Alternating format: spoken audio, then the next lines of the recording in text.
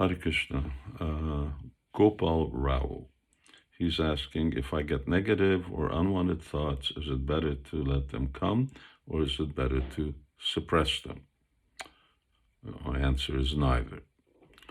It's not better to just let them come and meditate on them, then dhyato vishaya pungsang. Then things just get worse. We lose control. Then those thoughts take over our mind. Neither is suppressing them. Controlling is a different thing than suppressing.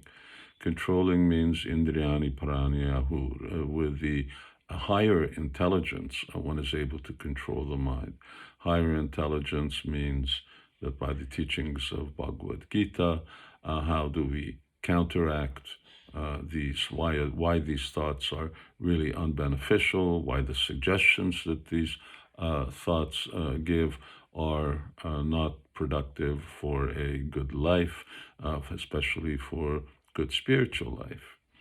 So we need to know that these thoughts ultimately come from our past activities in this life, especially in many previous lives, and they will continue to rise like bubbles naturally rise I know that in Canada, when I was a child, I used to wander around in the lakes.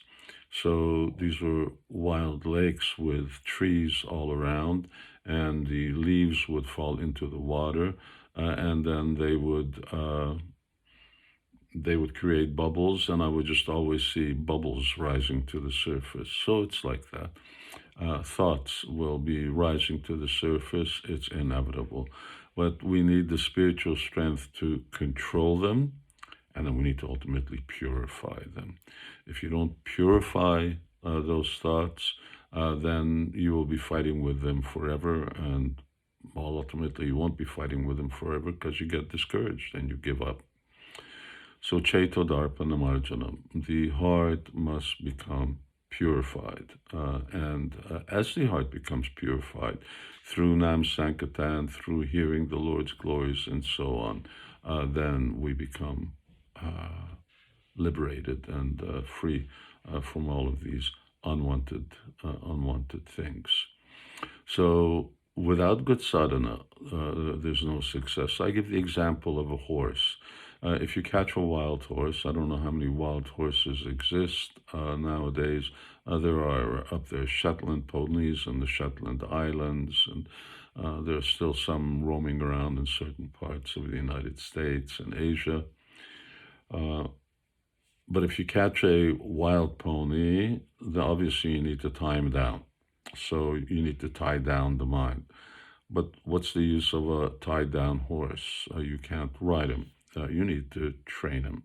And in order to train them, you need to be able to actually break them in. You need to be able to get them to see things your way. And the same thing with the mind. The mind needs to be purified. And when it's purified from all of these subterranean thoughts, then the mind actually becomes the major asset for our practice of Krishna consciousness, smartavyam satatam Vishnu, because it's with the mind that we remember Krishna. So strong sadhana, and ultimately you will control your mind and senses.